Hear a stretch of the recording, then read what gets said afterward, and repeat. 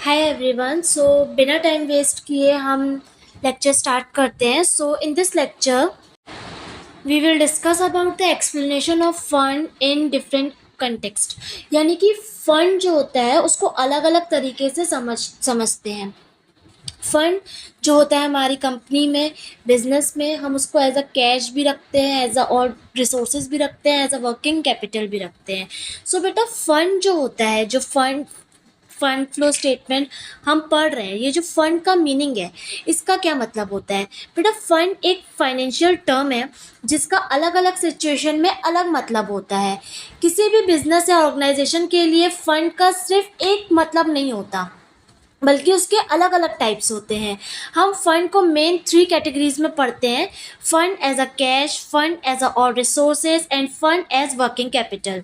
So fund as a cash का क्या मतलब होगा? जो पैसा तुरंत अवेलेबल हो, ऐसा फंड जो तुरंत अवेलेबल हो। फंड एज ऑल रिसोर्स का क्या मतलब है? बिजनेस के पास जो भी एसेट्स हैं वो सारे उसके फंड ही कहलाएंगे।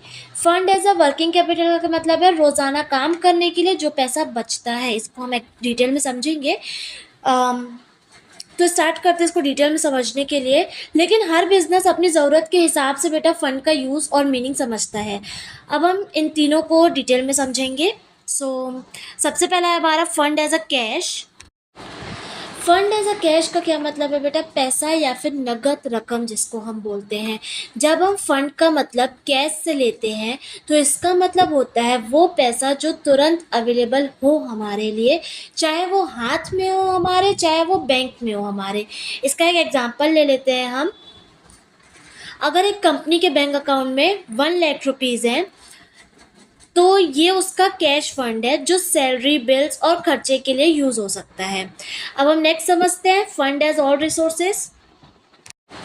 तो बेटा फंड एज ऑल रिसोर्सेज का क्या मतलब होता है? यहाँ फंड का मतलब सिर्फ कैश नहीं है, बल्कि वो सारे एसेट्स हैं, वो सारी संपत्ति है बिजनेस की जो कि बिजनेस के पास होते हैं। जैसे कि कैश हो, ये कैश भी होगा इसमें, ऐसा नहीं है कि कैश नहीं होगा।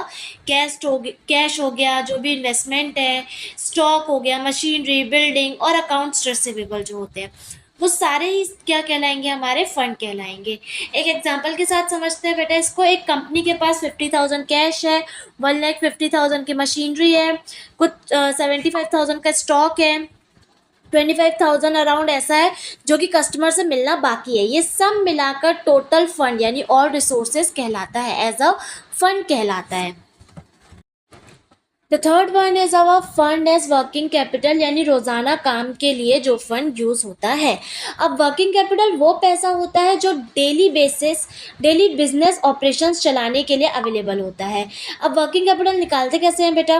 वर्किंग कैपिटल निकालने के लिए करंट एसेट जो है उसमें से माइनस करो तुम करंट लाइबिलिटी को, तो जो भी अमाउंट निकल के आएगा वो हमारा होगा वर्किंग कैपिटल। और यही यही अमाउंट क्या होता है? बिजनेस के जो रोज़ाना काम है उनको चलाने के लिए हेल्प करता है। जैसे कि एक एग्जांपल ले रहे हैं हम, 2 लाख के करंट एसेट्स हैं, माइनस करो उसमें से 1,20,000 के करंट एसेट्स जो हमारे पास हैं, करंट लाइबिलिटी 1,20,000 की करंट लाइबिलिटी को माइनस करो, तो जो भी हमारा वर्किंग कैपिटल निकल के आ रहा है 80,000। ये जो 80,000 है कंपनी के रोज़ाना के काम चलाने के लिए अवेलेबल होगा।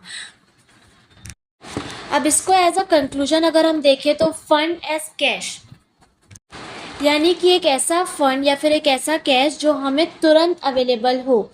ठीक है। फंड एज ऑल रिसोर्सेज यानी कंपनी के सारे एसेट्स क्या होंगे? एज अ फंड ही यूज होंगे, एज अ फंड ही उसको हम कैटेगराइज करेंगे।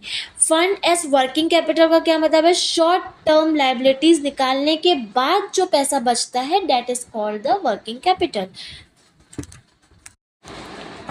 ये जो कॉन्सेप्ट है बेटा बिजनेस का, ये उस उनके फाइनेंशियल डिसीजन जो होते हैं उनको सही तरीके से मैनेज करने में मदद करता है।